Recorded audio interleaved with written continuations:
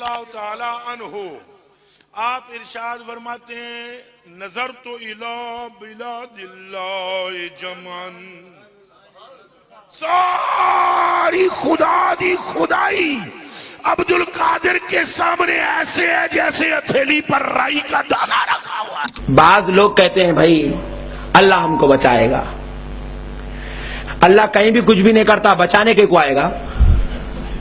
اللہ کہیں بھی کچھ بھی نہیں کرتا، بچانے کے کو آئے گا؟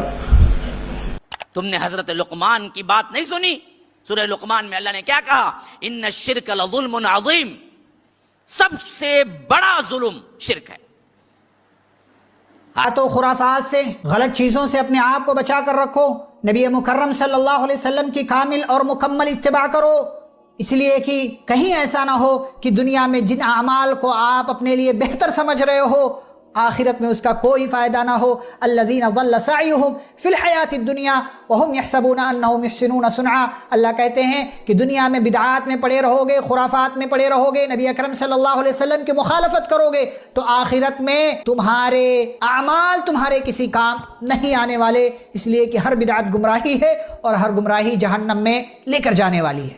کروایا جا رہا دنیا والوں کو، یہ وحشیت ہے، یہ بربریت ہے، یہ حیوانیت ہے، یہ جانوریت ہے، یہ اسلام کے نام پر کلنک کا ٹیکہ ہے۔ اور رب ذوالجلال کی قسم ہم تمہیں منع نہیں کریں گے، تم کرو، تم جاؤ، اس سے بھی زیادہ کرو، لڑکیوں کو ننگا نچاؤ، ہمارے باپ کا کیا جاتا ہے، خلط ملط کرو، شرک کرو، کفر کرو، ہم تو صرف اللہ کی بات بتائیں۔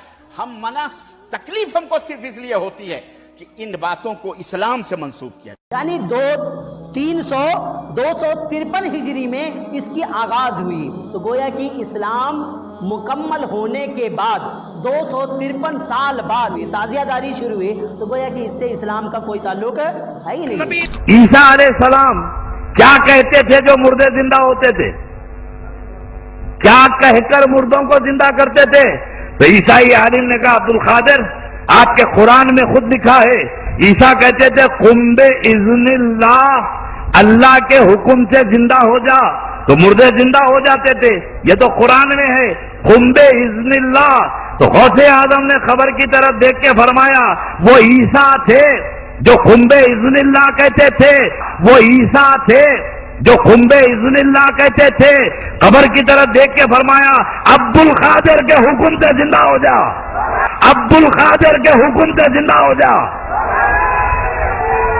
اور ایک میرے نبی کا نور ہے جو اپنے باپ سے پہلے، اپنے دادا سے پہلے، اپنے آبا سے پہلے، اجداد سے پہلے، ماں سے پہلے، اجداد سے پہلے، میرے نبی کا نور ہے جو اپنے باپ سے پہلے، اپنے دادا سے پہلے، اپنے آبا سے پہلے، اجداد سے پہلے، اجداد سے پہلے، میرے نبی کا نور ہے جو اپنے باپ سے پہلے، اپنے دادا سے پہلے، اپنے آبا سے پہلے، اجداد سے پہلے۔ ایسے ولی کے مزار پر 100% دعا قبول ہوتی ہے، مسجد میں قبول ہونے کی نو گارنٹی۔ سمجھا بھی کہ غوث کے معنی کیا؟ غوث کون ہے؟ جو فریاد رس۔ تو غوث اعظم کون ہے؟ جو سب سے بڑا فریاد رس۔ یا قرآن کریم کی یہ آیت آپ کے سامنے نہیں آئی؟ وَمَا لَكُم مِّن دُونِ اللَّهِ مِن وَلِيٍّ وَلَا نَصِيرٍ، تمہارے لیے اللہ کے سوا نہ کوئی مددگار ہے نہ کوئی ولی۔ یہ تم خدا کے سوا کوئی ولی ہے ہی نہیں، کوئی فریاد رس ہے ہی نہیں، کوئی مددگار ہے ہی نہیں، تمہیں کیا حق پہنچتا ہے کہ تم خدا کے سوا کسی کو مددگار قرار دو؟ اب اگر تم نے کسی کو خدا کے سوا حاجت روا بنایا تم مشرک ہو گئے۔ اب تم نے اگر کسی کو خدا کے سوا مشکل کشا کسی کو کہا تو تم مشرک ہو گئے۔ اب اگر تم نے کسی کو خدا کے سوا غوث یا غوث اعظم کہا تم مشرک ہو گئے۔ اب اگر تم نے کسی کو خدا کے سوا ولی دوست قرار دیا تم مشرک ہو گئے۔ اگر تم نے مالک و ناصر قرار دیا تم مشرک ہو گئے۔ سنا آپ نے؟ ابھی جو کچھ میں بک رہا تھا یہ اس آیت کی جاہلانہ تفسیر ہے۔ ابھی جو کچھ میں بک رہا تھا یہ اس آیت کی جاہلانہ تفسیر ہے۔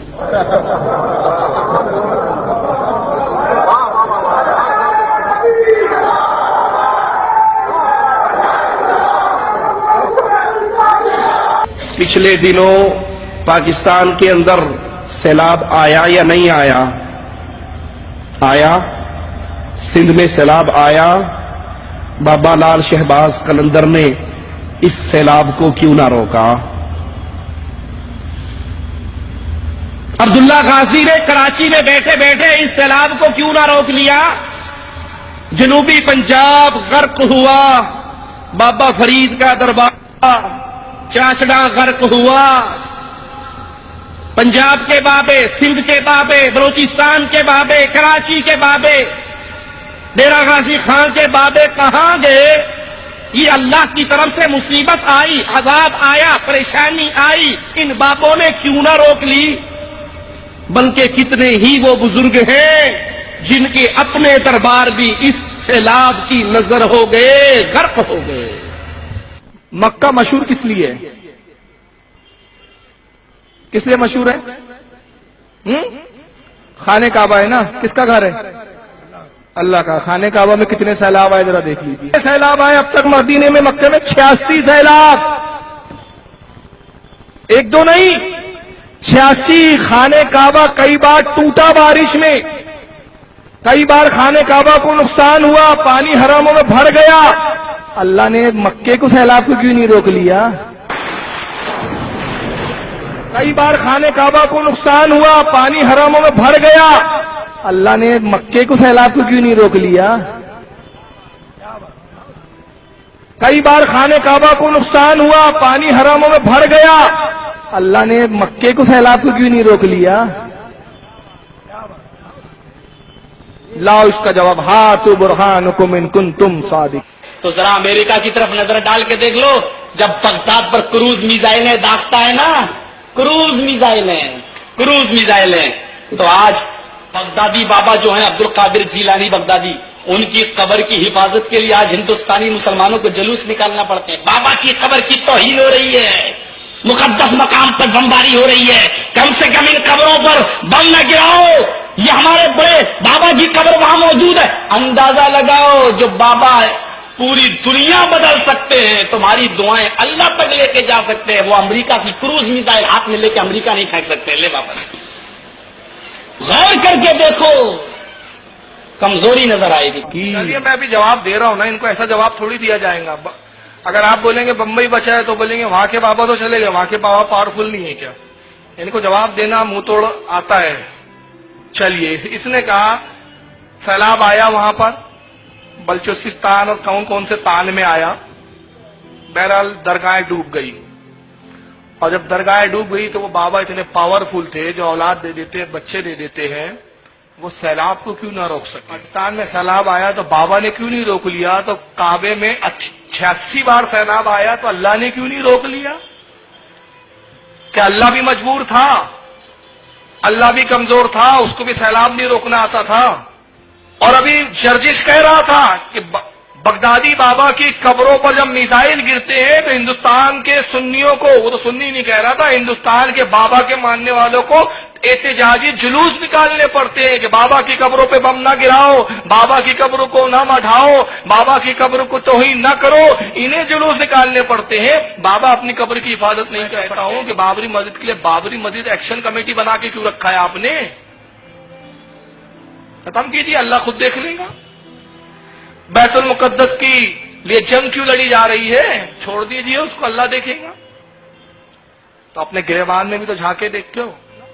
बैतुल मुकद्दस पे यहूदियों का कब्जा, तो अल्लाह बैतुल मुकद्दस की भी हिफाजत नहीं कर सकता। कब्जा, तो अल्लाह बैतुल मुकद्दस की भी हिफाजत नहीं कर सकता। आपके इंडिया की अगर हम बात करें तो 92 में 92 में मस्जिद बाबरी मस्जिद हाथ से निकली। क्या हालात है आपको पता है। 1982 से बैतुल मुकद्दस में नमाज पढ़ने पर पाबंदी लगी। बैतुल मुकद्दस जो किबला अव्वल है आज यहूदियों के कब्जे में है। ये सारे वाकयात रखिए और इन मनुष्य से पूछिए, इन वहाबियों से कि अगर तुम सच्चे हो तो बताओ, पीर जिलानी तो ताकत नहीं रखते, तुम्हारे अकीदे के मुताबिक अल्लाह ताकत रखता है कि नहीं रखता है? बोलो, अल्लाह को ताकत है या नहीं? अल्लाह को इख्तियार है या नहीं है? ना, वहाबी तो बोलते हो ना, सारे इख्तियारों का मालिक अल्लाह, मांगो तो अल्लाह से, मदद वही करता है, ताकत वही रखता है। तो पूछो کہ جب بغداد میں میزائل پھینک رہے تھے تو پیر جیلانی نے کلٹی کیوں نہیں کر دیا؟ جب کعبے میں حاجی شہید ہو رہے تھے تو اللہ نے کیوں نہیں بچا لیا؟ جب حجر اسود اکھاڑا جا رہا تھا تو اللہ نے اپنے حجر اسود کی حفاظت کیوں نہیں کی؟ جب کعبے کا غلاف جل رہا تھا تو اللہ نے اپنے غلاف کعبے کے غلاف کو کیوں نہیں بچایا؟ جب 50,000 حاجی کعبۃ اللہ میں مارے جا رہے تھے اللہ نے ان کی حفاظت کیوں نہیں کی؟ جب صحابہ مسجد نبوی میں شہید ہو رہے تھے اللہ نے حفاظت کیوں نہیں کی؟ جب نبی کی مسجد میں گھوڑے باندھے جا رہے تھے اللہ نے اپنے مسجد کی حفاظت کیوں نہیں کی؟ جب ممبر پہ شراب پی جا رہی تھی اللہ نے ان پر عذاب فوراً کیوں نہیں بھیج دیا؟ ارے جب بابری مسجد چلے گئی عذاب کیوں نہیں آیا؟ بیت المقدس چلا گیا عذاب کیوں نہیں آیا؟ تو پہلے ان سوالوں کے کیا یہ بھی کہیں گے کہ اللہ بھی مجبور، اللہ بھی بے بس؟ فوراً وابری بولے نہیں اللہ کی حکمت تھی۔ اچھا تو منوس یہاں بھی تو غوث پاک کی حکمت ہے۔ اور جن لوگوں کو یہ مشرک اللہ کے سوا پکارتے ہیں ان کو برا نہ کہنا کہ یہ بھی کہیں اللہ کو بے ادبی سے بے سمجھے برا نہ کہہ بیٹھیں۔ اس طرح ہم نے ہر ایک امت کے اعمال ان کی نظروں میں اچھے۔ سن لو مسلمانوں، کان کھول کے سن لو، خصوصاً گجرات والوں کان کھول کے سن لو، جب کوئی غلام المدد یا غوث اعظم کہتا ہے خدا کی قسم وہ جملہ ختم ہونے سے پہلے غوث پاک کی مدد نصیب ہوتی ہے۔ آج بھی سرکار غوث پاک ہم کو آپ کو دیکھتے ہیں، سنتے ہیں، مدد کے لیے تشریف بھی لاتے ہیں۔ کرامت سنی ہے غوث اعظم کی کہ جو ان سے مصافحہ کر لیتا تھا اس دن نہیں مرتا تھا۔ حضور غوث اعظم کی کرامت ہے جو ان سے مصافحہ کرتا تھا اسے موت نہیں آتی تھی۔ اس دن صبح صبح لوگ جمع ہو جاتے تھے زندگی کی ضمانت لینے کے لیے۔ غوث اعظم دستگیر کی شان تھی کہ آپ اپنے شاگردوں کو بڑھاتے تھے اور موج میں انہیں کبھی کہتے تھے مر جاؤ تو سارے مر جاتے تھے، پھر فرماتے زندہ ہو جاؤ، وہ اٹھ جاتے تھے۔ پورے بغداد میں یہ بات مشہور ہو گئی کہ جو شخص غوث پاک علیہ رحمہ سے ہاتھ ملائے گا اس کا انتقال اس دن نہیں ہوگا۔ تو دھڑا دھڑ لوگوں کے گروہ جوک در جوک آنے لگے، غوث پاک علیہ رحمہ سے ملاقات کرتے، اور جو ملاقات کرتا اسے موت نہیں آتی۔ اور غوث پاک علیہ رحمہ مدرسے میں بچوں کو پڑھاتے پتہ کیا فرماتے؟ بچے پڑھ رہے، سبق دیا، سبق سنایا، اب فرماتے موتو باذن اللہ کے حکم سے سارے مر جاؤ۔ وہ سامنے جو شاگرد بیٹھے ہوتے نا وہ سارے مر جاتے۔ پھر کہتے قوموا باذن اللہ کے حکم سے زندہ ہو۔ وہی طلباء جو پڑھ رہے تھے تھوڑی دیر پہلے مرے، اب زندہ ہو کر بیٹھ گئے۔ آنن فانن یہ کام ہوتا رہا، اور یہ ایک دن کی بات نہیں ہے۔ ذوالجلال کی قسم جس کے قبضے قدرت میں احمد نقشبندی کی جان ہے، اس رب العالمین کی قسم سن لو مسلمانوں، آج کے جلسے کی نگرانی نہ حضرت صداقت علی صاحب فرما رہے ہیں، نہ آج کے جلسے کی نگرانی مولانا فیاض احمد فرما رہے ہیں، آج کے جلسے کی نگرانی حضرت سیف اللہ عبد الوہاب الجیلانی فرما رہے ہیں۔ سبحان اللہ۔ جیسے میں آپ کو دیکھ رہا ہوں آپ مجھے دیکھ رہے ہیں، اللہ کی قسم قرآن و حدیث کا مطالعہ کرو تو یہی ایمان ملتا ہے۔ حضرت سیف اللہ عبد الوہاب الجیلانی غوث پاک کا یہ بیٹا ہمیں ویسے ہی دیکھ رہا ہے۔ سبحان اللہ۔ سرکار غوث الاعظم دستگیر پیران پیر رضی اللہ تعالیٰ نے ارشاد فرماتے ہیں کہ میں وہ ہوں کہ جب تک میں کسی کو اجازت نہیں دیتا اس وقت تک اس کی زبان پر میرا نام نہیں آتا، جب میں چاہتا ہوں تب لوگوں کی زبان پر میرا نام آتا ہے۔ اللہ کی توحید میں آ جا، ان مردوں کو غوث اعظم نہ سمجھ، جو اپنے کپڑے نہ اتار سکے، جو اپنا طہارت نہ کر سکے، جو اپنا غسل نہ کر سکے، جو بیوی روتی کو چپ نہ کرا سکے، جو روتے بچوں کو چپ نہ کروا سکے، ارے جو خود چل کر قبرستان نہ جا سکے، جو قبر کی مٹی میں اتر نہ سکے، جو اپنی قبر پہ مٹی ڈال نہ سکے، اتنے مجبور تھے کہ لوگوں کے کندھوں کے سوار ہو کر گئے تھے۔ وہ قبر میں داخل ہونے کے بعد سب سے بڑے مددگار کیسے بن گئے؟ غوث اعظم کا معنی کیا ہے؟ سب سے بڑا مددگار۔ اور دھرتی پہ لوگوں سن لو، کائنات میں سب سے بڑا مددگار صرف ایک ہے، اور وہ نہیں ہے جو مر کے مٹی میں دفن ہو جائے، وہ ہے جو سب کو مارتا ہے، اسے موت۔ تم کہتے ہو ہمارا بابا انڈیا کا غریب نواز ہے، ارے اللہ کی قسم کائنات میں غریب نواز دو نہیں ہے، غریب نواز ایک ہے۔ اگر تمہارا یہ بابا غریب نواز ہے تو اللہ کو کیا کہو گے؟ ہم کہتے ہیں اللہ غریب نواز ہے۔ کیسے؟ دلیل مانگو ہم سے۔ وہ مالی کہتا ہے انتم الفقراء، تم سارے غریب ہو، تم سارے فقیر ہو، تم سارے منگتے ہو۔ نبی، ولی، علی، غوث، قطب جو تم نے بنا رکھے ہیں، اپنے بزرگوں کو نام دے رکھے ہیں غوث و قطب کے، سنو یہ سب اللہ کے در کے فقیر ہیں، سوالی ہیں، منگتے ہیں۔ غوث اعظم غریب النواز، بندہ نواز، بندہ پرور، داتا اپنے عرش میں ہے، وہ دھرتی میں دفن نہیں ہوا۔ تم کہتے ہو ہمارے بابا جی چھڑا لیں گے، اور یہاں محمد کریم صلی اللہ علیہ وسلم لخت جگر فاطمہ سے کہتے ہیں بنتی فاطمہ، بیٹی عمل کرنا، لا اغنی عنکی من اللہ شیئا۔ فاطمہ اگر رب نے پکڑ لیا تو محمد کی لخت جگر ہونے کی وجہ سے چھٹکارا نہ ہوگا۔ عمل کرنا، اگر اللہ نے پکڑ لیا میں تیرا بابا تجھے چھڑا نہ سکوں گا۔ یہ وہ راستہ ہے شرک کا جس پہ چل کے آج لوگوں نے گارنٹی دے دی لوگوں کو کہ جاؤ ہماری جماعتوں میں آ جاؤ، ہمارے سلسلوں میں آ جاؤ، ہماری پیری فقیری پہ آ جاؤ، ہمارا دم بھرتے رہو، نذرانے سالانے چندے ہمیں دیتے رہو، جو مرضی کرتے رہو، ہمارے پیر صاحب نے تمہیں بخشوا لینا ہے۔ تمہارے سارے پیر اکٹھے ہو جائیں تو محمد کے ایک صحابی کے برابر ہو سکتے صلی اللہ علیہ وسلم۔ تم تو کہتے ہو یہ جنت میں لے جائیں گے، یہ خود جنت میں جائیں گے یا نہیں جائیں گے اس کی ان کے پاس کوئی گارنٹی؟ یہ جنت میں جائیں گے یا نہیں؟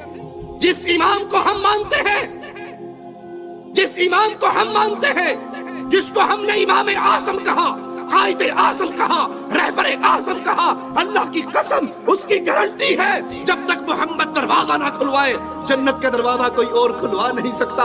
جب تک میرے آقا جنت میں نہ جائے کوئی اور نبی جا نہیں سکتے۔ جب تک مصطفیٰ کی امت نہ جائے کسی نبی کی امت جا سکتی صلی اللہ علیہ وسلم۔ یہ گارنٹی صرف اہل الحدیث کے پاس ہے، وہ جنت کھلوائے گا، جنت میں پہلا قدم محمد کا لگے گا صلی اللہ۔ اب حضرت نماز پڑھانا شروع کرتے ہیں۔ اب جب نماز شروع کی تو بڑی عجیب و غریب نماز تھی، 3 رکعت تھی، کبھی 4 سجدے ہوتے ہیں، کبھی رکوع پہ رکوع ہو رہا ہے، دوسری رکعت میں کھڑے ہو گئے، تیسری میں بھی کھڑے ہو گئے، رکعت پہ رکعت، سجدے پہ سجدے، بس عجیب و غریب نماز ہے۔ کبھی کتنے جو جہاں سجدے کا جی چاہتا ہے سجدہ کرتے ہیں، سلام پھیرتے ہی نہیں ہے۔ لوگ بڑے پریشان، یار یہ کون سی نماز ہے مغرب کی، آج تک ایسی نماز پڑھی نہیں۔ 3 ہوتی تھی، یہ 5 سجدے، 6 سجدے، کبھی رکوع پہ رکوع، آیت پہ آیت، سورت پہ سورت، عجیب معاملہ چل رہا ہے۔ ایک والہانہ عاشق کی نماز چل رہی تھی۔ قوم میں تو گروپ ہو گئے، وہاں پر انتشار ہو گیا۔ ایک طبقہ سوچتا ہے نماز نہیں ہوئی اپنی، یار پیچھے ہٹیں گے، سلام پھیریں گے، نماز لوٹا دیں گے۔ دوسروں نے کہا نہیں، اب تک تو صرف اٹھک بیٹھک کرتے تھے، نماز تو آج حقیقی ہو رہی ہے۔ یہی نماز کی معراج ہے، اور آج کی نماز تو ایسی قبول ہے کہ اسی نماز کے عوض بخش دیے جائیں گے۔ دل میں عقیدت تھی، نماز لوٹانے کا خیال قطن نہ آیا۔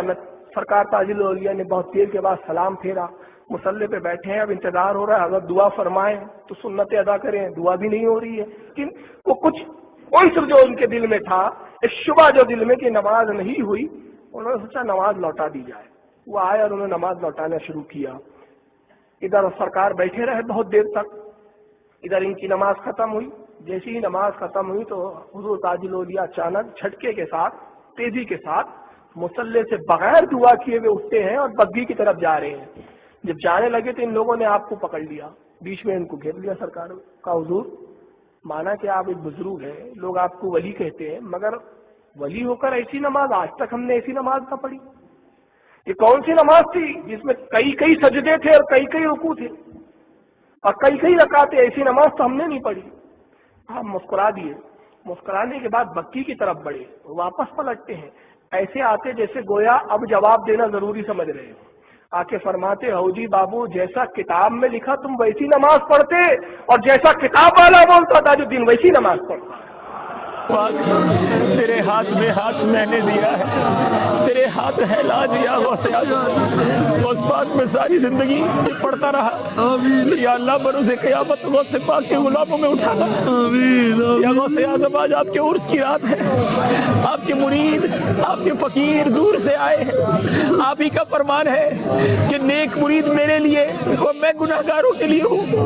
غوث پاک آپ کے گناہگار مرید آئے ہیں، ہماری جھولی بھر دیجیے، جھولی کو میری بھر دو ورنہ کہے گی دنیا ایسے سخی کا منگتا پھرتا ہے مارا مارا۔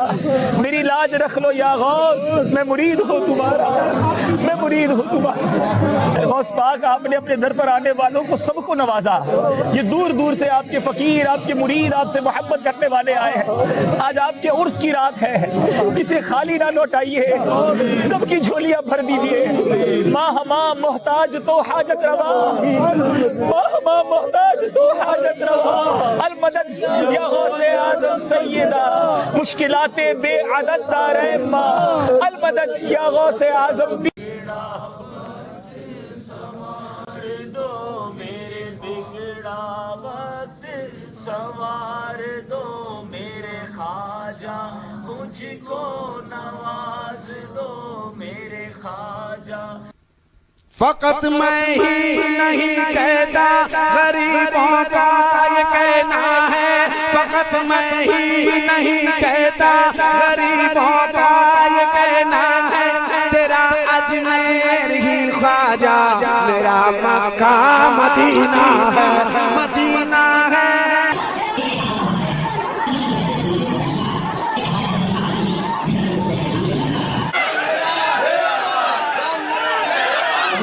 یہ سرکار کی نے عید بتایا، مرتے مر جائیں گے کبھی وہ عیدوں کو نہیں چھوڑیں گے۔ مصطفیٰ کی زبان نے عید نہیں کہا، ہماری جانیں چلی جائے۔ جس کو مصطفیٰ کی زبان نے عید نہیں کہا، ہم بھی اسے عید کبھی نہیں۔ جاؤ ساری کائنات کے بڑے بڑے جتنے فقیہ ہیں، جتنے لوگ عید میلاد کا تذکرہ کرتے ہیں، ایک چھوٹے سے طالب علم کا ایک چیلنج، ابن خطاب کی 10 سال کی خلافت، کیا 10 سالوں میں کبھی عید میلاد کا تذکرہ کیا عمر بن خطاب؟ تابعین میں امام اعظم ابو حنیفہ رحمت اللہ علیہ سے ثابت کرو کہ کیا انہوں نے عید میلاد کا تذکرہ کیا؟ گستاخی کے فتوے لگائے جاتے ہیں اہل حدیثوں پر کہ یہ لوگ میلاد النبی نہیں مناتے۔ میرے بھائی، سال میں اللہ کے نبی نے سالانہ 2 عیدوں کا تذکرہ کیا ہے۔ جس کو اللہ کے نبی نے عید بتایا، مرتے مر جائیں گے کبھی وہ عیدوں کو نہیں چھوڑیں گے۔ اور رب کعبہ کی قسم، جس کو مصطفیٰ کی زبان نے عید نہیں کہا، ہماری جانیں چلی جائے۔ جس کو مصطفیٰ کی زبان نے عید نہیں کہا، ہم بھی اسے عید کبھی نہیں کہیں گے، یاد رکھنا۔ لوگاں تو ڈھپٹی بجا انگار میں کودتی محرم کے حوالے میں، اور کیا بولتی یہ چرے اسلام گتی، ہمیں چرے نبی کے نواسے کے چاہنے والے ڈھپٹی بجا لے کو انگار میں کودنے کا، انگار میں کودنے کا، آگ کے علاوے میں کودنے کا، اور بولتی آنگ میں پیرا ہے، آنگ میں پیرا ہے، وہی معمولی وہی مام دھین دھین دھین دھین دلے دھیڑ کا دلے گرتی، وہ گرتی تو گرتی ایسے گرتی، منہ میں انگار، آنگ پورا انگار، وہ پیرا بھی بچاتے